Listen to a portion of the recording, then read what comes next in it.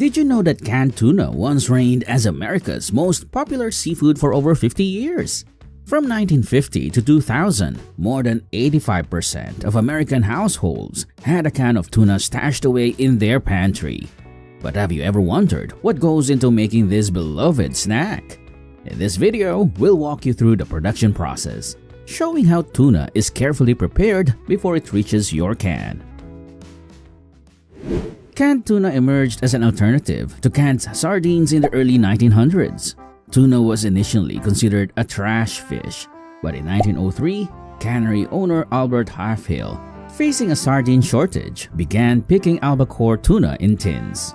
His first 700 cases sold well, and by 1914, his cannery produced over 400,000 cases annually.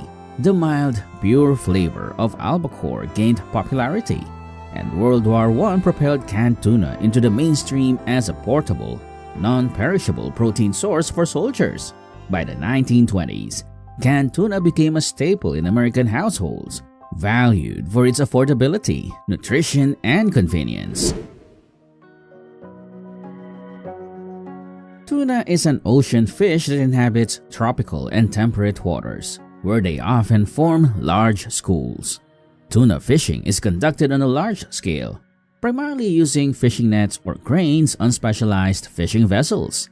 As the fish gather, baited hooks are cast, and tuna are swiftly hauled aboard upon biting. These vessels are equipped with refrigeration rooms to preserve the tuna immediately after they are caught.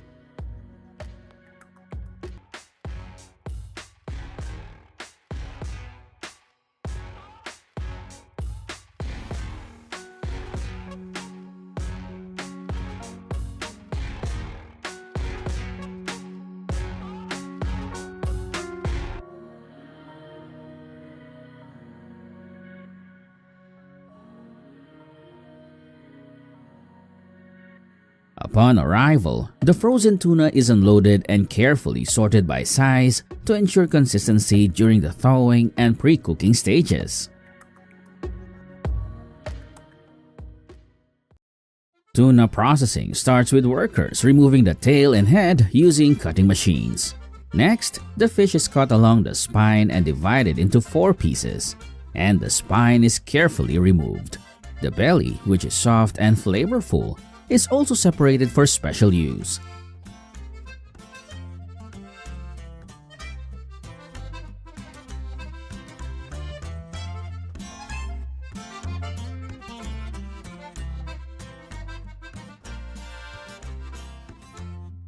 Once the tuna is prepared, it is carefully arranged on metal racks to ensure even cooking. These racks are then placed into pressurized steam chambers, commonly referred to as pre-cookers. In these chambers, the tuna is cooked at controlled temperatures and for specific durations, which are carefully calculated based on the size of the fish. Larger tuna require longer cooking times to ensure thorough heating, while smaller ones need shorter durations to avoid overcooking.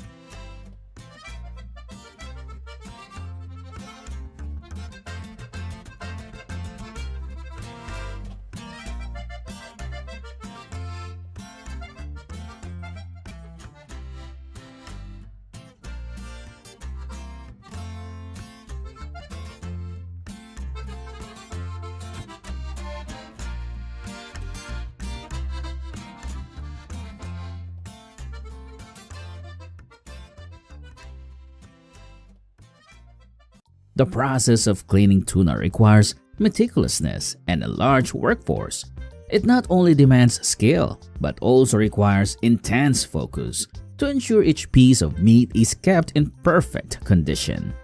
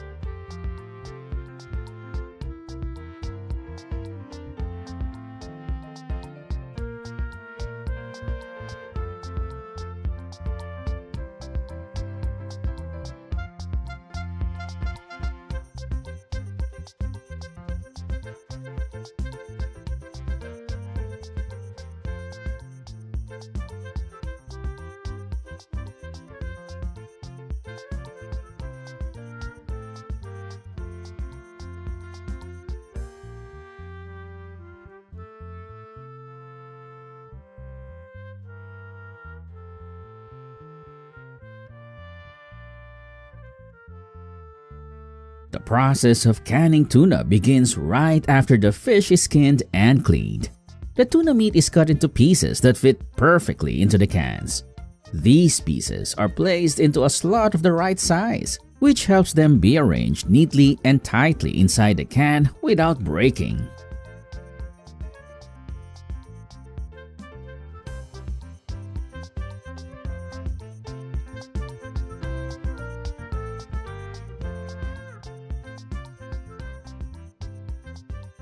When the cans are ready, they are placed onto the conveyor belt and guided into the positioning system to prepare for the filling process. The pieces of tuna are gently pushed into the cans by machines, or in some facilities, workers assist in adjusting the pieces to ensure they are neatly arranged, avoiding any breakage. The oil used must meet strict quality and food safety standards. It is tested for purity, freshness, and consistency to avoid any contamination or rancidity.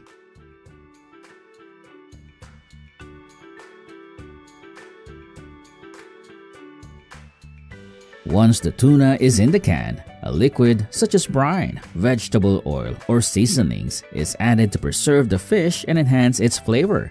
The amount of liquid must be carefully controlled to ensure the can isn't overfilled or underfilled, preventing the fish from drying out during long-term storage.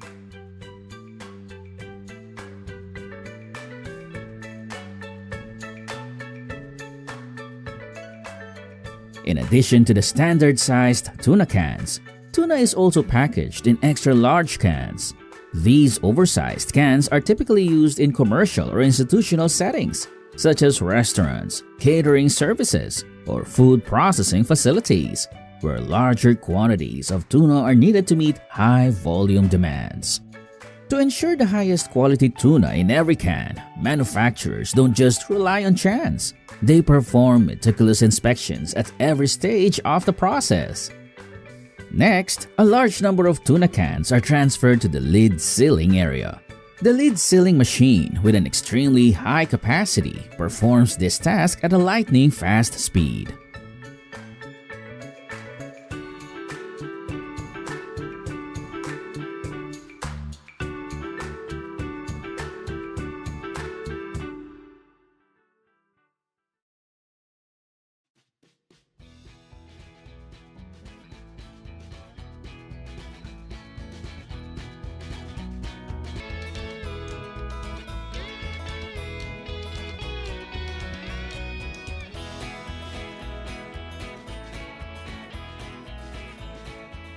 After the cans are sealed and sterilized for food safety, they go to the labeling system. The production and expiration dates are printed directly on the lid or can using laser or special ink.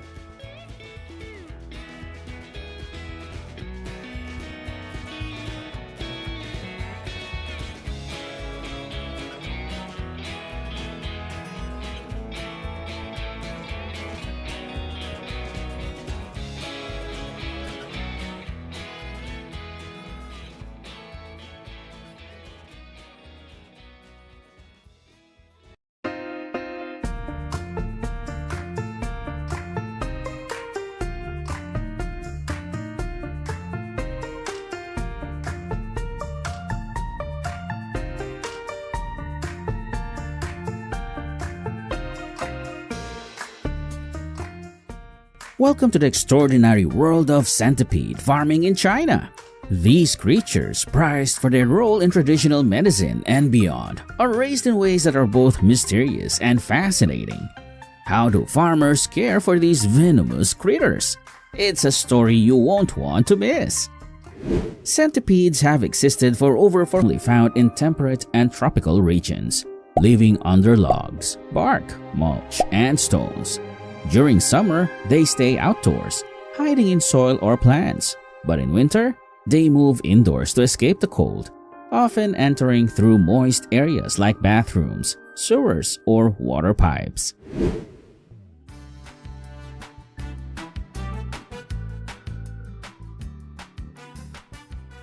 Centipedes, with over 8,000 species, vary in size from a few millimeters to over a foot long.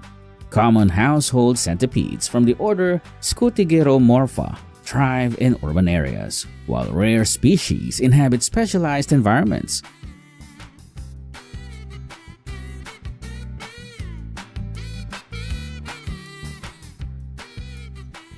For instance, the giant Amazonian centipede, Scolompedra gigantea, can reach a foot in length and delivers a venomous bite.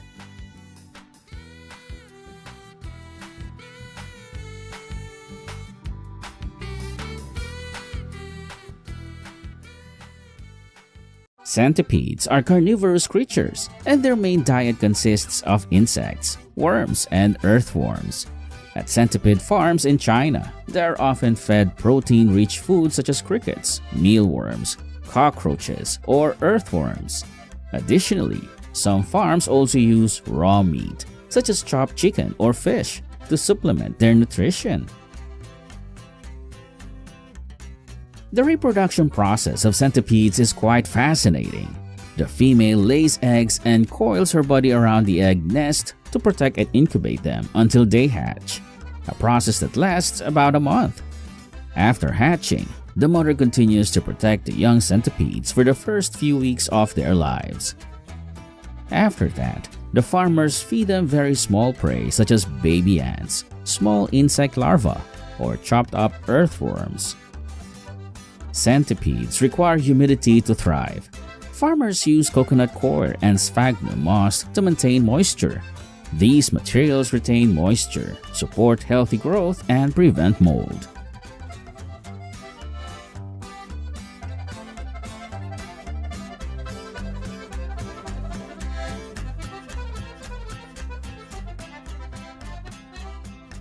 Centipedes require a damp and dark environment to thrive, so farms often create natural-like spaces with soil, dry leaves, and hiding places.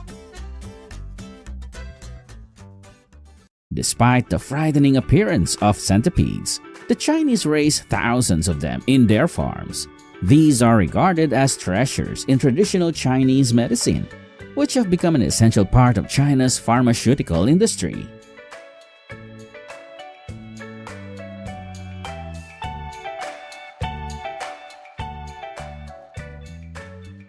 In China, centipede farms cultivate centipedes in specially designed environments to ensure optimal living conditions.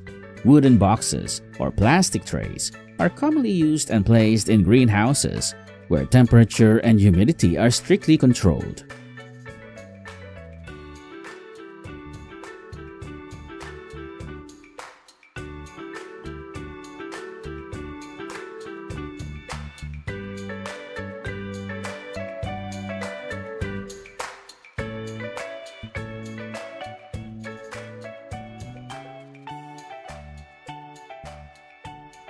To process centipedes for medicinal use, they are typically handled by inserting a long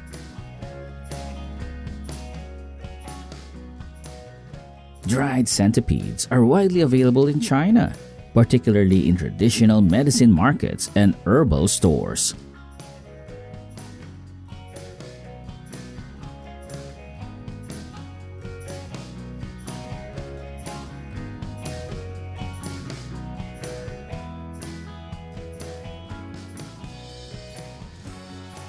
In traditional medicine, centipede ash, after being burned and mixed with herbal solutions, is often used as a poultice to reduce inflammation, alleviate pain, and prevent infection. The Chinese soak centipedes in alcohol because they believe this liquor helps relieve pain, improve blood circulation, and treat issues such as joint pain and rheumatism.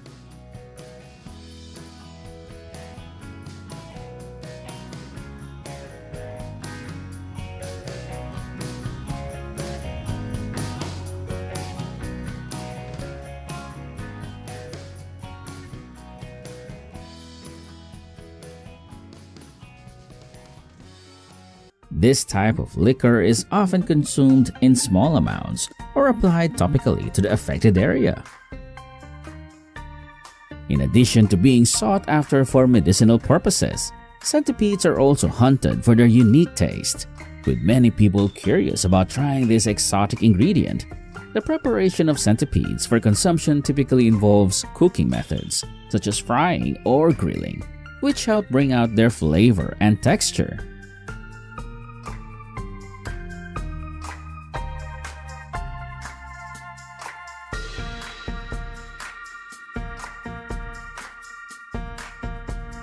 And squirm in your mouth.